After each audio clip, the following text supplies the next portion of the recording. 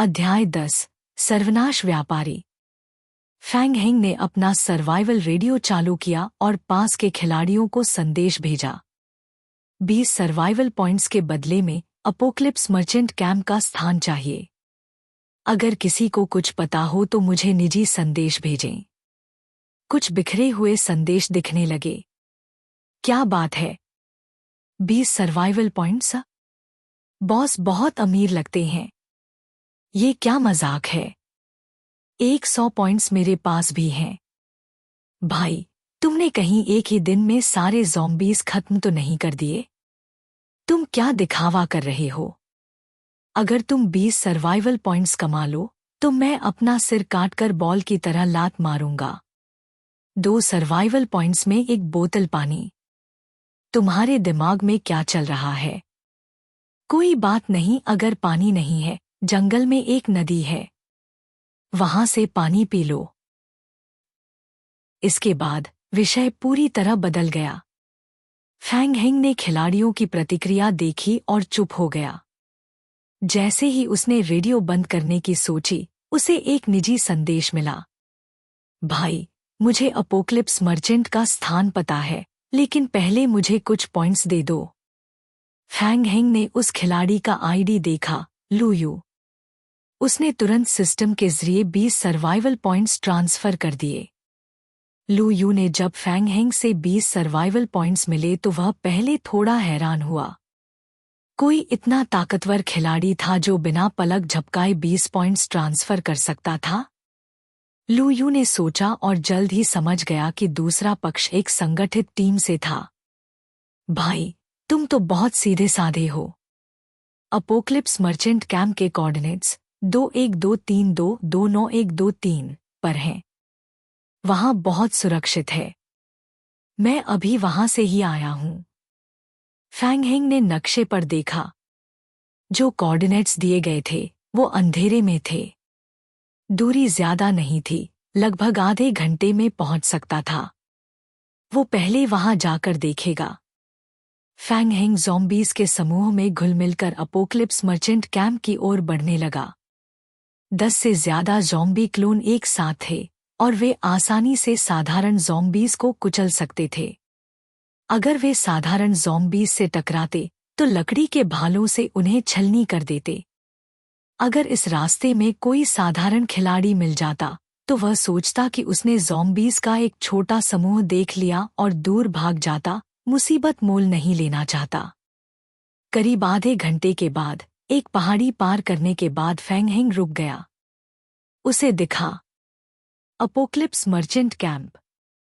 Zombie apocalypse game में खिलाड़ी अकेले सर्वाइवर नहीं थे। कुछ एनपीसी और स्थानीय लोग भी बचे थे। इनमें से कुछ एनपीसी अपोक्लिप्स मर्चेंट कैंप में रहते थे। खिलाड़ी उनसे बातचीत कर सकते थे और अगर वे भाग्यशाली होते तो एक एनपीसी भाड़े के सैनिक को बॉडीगार्ड के रूप में वापस लाने का धोखा दे सकते थे। इसके अलावा खिलाड़ी अपोक्लिप्स मर्चेंट से क्वेस्ट ले सकते थे और सर्वाइवल पॉइंट्स के बदले सामग्री का आदान प्रदान कर सकते थे। फैंग हेंग ने अपने ज़ॉम्बी क्लोन को कैंप के बाहर इंतजार करने का आदेश दिया और खुद कैंप में दाखिल हुआ। आखिरकार ज़ॉम्बी क्लोन भी एक ज़ॉम्बी था। सिस्टम द्वारा प्रतिबंधित था। अगर वह अपोक्लिप्स मर्चेंट कैंप के करीब गया तो कैंप के लोग उस पर हमला कर सकते थे। कैंप में दाढ़ी वाले एनपीसी ने नए आगंतुक फैंग हेंग का गर्मजोशी से स्वागत किया। अरे सर्वाइवर, तुम किस्मत वाले हो जो अपोक्लिप्स में मुझसे मिले। तुम यहाँ मिलने वाले 18वें सर्वाइवर हो, इसलिए तुम्हें कोई इनाम नहीं मिलेगा। यह मेरा नया कैंप है। बढ़िया है ना? मैं यहाँ तुम्हारी सुरक्षा की गारंटी दे सकता हूँ, लेकिन यहाँ एक रात बिताने के लिए सिर्फ 500 सर्वाइवल पॉइंट्स लगेंगे। फैंग हेंग ने एनपीसी की शुरुआती बातों को नज़रअंदाज किया और सिर हिलाया। क्या मेरे लिए कोई मिशन है? तुम सही समय पर आए हो। हमने अभी अभी यहाँ एक नया पॉइंट बनाया है और कई कामों के लिए मदद चाहिए। देखो, क्या कोई मिशन तुम्हारे लिए ठीक है? फैंग हेंग ने मिशन पैनल खोला। मिशन की कई लाइनें दिखाई दीं। फैंग हेंग की नज़र पहले ही मिशन पर अटक गई। लंबरयार्ड कैंप में ज़ॉम्बीज़ को साफ करना। कठिनाई, एसएसएस। विवरण: निर्दिष्ट स्थान पर सभी जिंदा ज़ॉम्बीज़ को खत्म करें। इनाम: 4000 सर्वाइवल पॉइंट्स। विवरण: जैसे जैसे गेम की दुनिया में समय बढ़ता है, इस मिशन की कठिनाई और इनाम धीरे धीरे कम हो जाएंगे। ये स्तर का मिशन था। इस शरीर के पिछले मालिक की यादें बताती थी कि उसने 2 साल गेम में बिताए थे और सबसे मुश्किल मिशन जिसे उसने देखा था वह सिर्फ स्तर का था। ये नया सर्वर अच्छा था और किसी ने अभी तक स्तर का मिशन नहीं किया था। फैंग हेंग ने मिशन की शर्तों को फिर से देखा। ज़ॉम्बीज़ को मारना। आहा, ये तो सही समय पर हुआ। फैंग हेंग खुश हो गया। इस स्तर के मिशन का मुख्य उद्देश्य ज़ॉम्बीज़ को मारना था। यह उससे पूरी तरह मेल खाता था।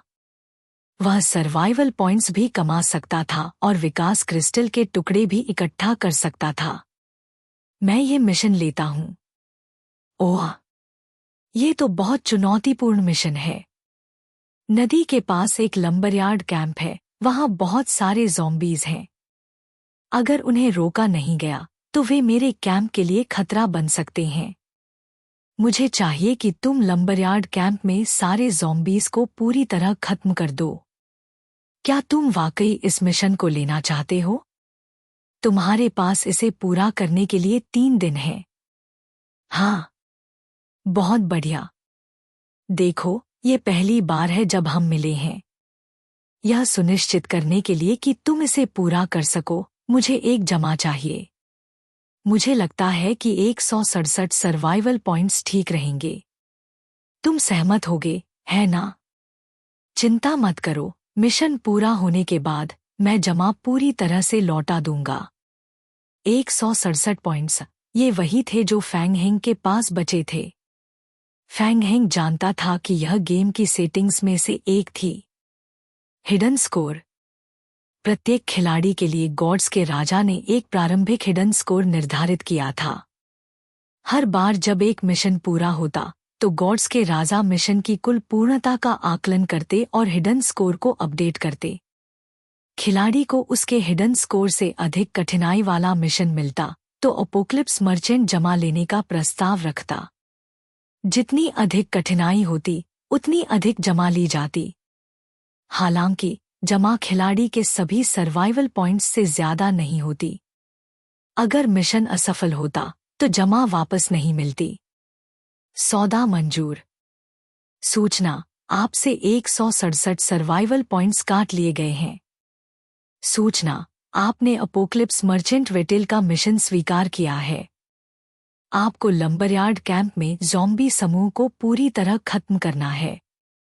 सूचना: अपोक्लिप्स में एक व्यक्ति की ताकत बहुत छोटी होती है। आप अन्य सर्वाइवरों से मदद मांग सकते हैं ताकि मिशन को मिलकर पूरा कर सकें। मैं तुम्हारी सफलता की कामना करता हूँ। और हाँ, मुझे तुम्हें ये याद दिलाना होगा कि वहाँ के ज़ॉम्बीज़ बहुत मुश्किल हैं। उन्हें अकेले खत्म करना आसान नहीं होगा। तुम्हें कुछ मदद की ज़रूरत होगी। वहाँ मरो मत। धन्यवाद। फैंग हेंग बिना पीछे देखे अपोक्लिप्स मर्चेंट कैंप से बाहर चला गया। मदद लेना? नहीं, वह अकेले ही ज़ॉम्बीज़ मारने वाला था। शुरुआती खिलाड़ी के पास तो खाने के लिए भी पर्याप्त खाना नहीं होता। एक तरफ उन्हें जीवित रहने के लिए सामग्री इकट्ठा करनी होती थी, दूसरी तरफ उन्हें सिस्टम द्वारा प्रदान किए गए शेल्टर को मजबूत करने के तरीके खोजने पड़ते थे। उनके पास ज़ॉम्बीज़ मारने का समय नहीं होता, तो मदद मांगने का क्या फ़ायदा? कैंप साफ करने में उनकी कितनी योगदान हो सकती है? शुरुआती खिलाड़ियों की लड़ाई की क्षमता बहुत कम थी। फैंग हेंग साधारण खिलाड़ियों से अलग था। उसके पास न केवल ज़ॉम्बीज़ मारने की अतिरिक्त ऊर्जा थी, बल्कि वह ज़ॉम्बीज़ मारने के लिए बेहद उत्सुक भी था ताकि उसे विकास क्रिस्टल के टुकड़े मिल सकें। जब वह विचार कर रहा था, फैंग हेंग पहले ही सर्वाइवल कैंप से बाहर निकल चुका था। उसने देखा कि 2 सर्वाइवर अपोक्लिप्स मर्चेंट की ओर जा रहे थे। दोनों ने एक दूसरे को देखा और बिना कुछ कहे आगे बढ़ गए। 5 मिनट बाद सर्वाइवल कैंप से एक चीख सुनाई दी। क्या बकवास! स्तर का मिशन किसी ने ले लिया। वो पागल हो गया है क्या? वह शायद नया खिलाड़ी है। उसे नियम समझ में नहीं आए और उसने सीधा मिशन स्वीकार कर लिया। तुम सही कह रहे हो। लू यू ने सिर हिलाया, लेकिन उसके मन में कई सवाल थे। क्या जिसने मिशन लिया वह वही बड़ा बॉस था जिसने उससे 20 सर्वाइवल पॉइंट्स देकर कैंप का स्थान पूछा था? नहीं हो सकता। चाहे वह कितना भी ताकतवर क्यों न हो, वह उस इलाके के सभी ज़ॉम्बीज़ को खत्म नहीं कर सकता। जो दृश्य उसने पहले देखा था, उसे सोचते हुए लू यू की रीढ़ में सिहरन दौड़ गई।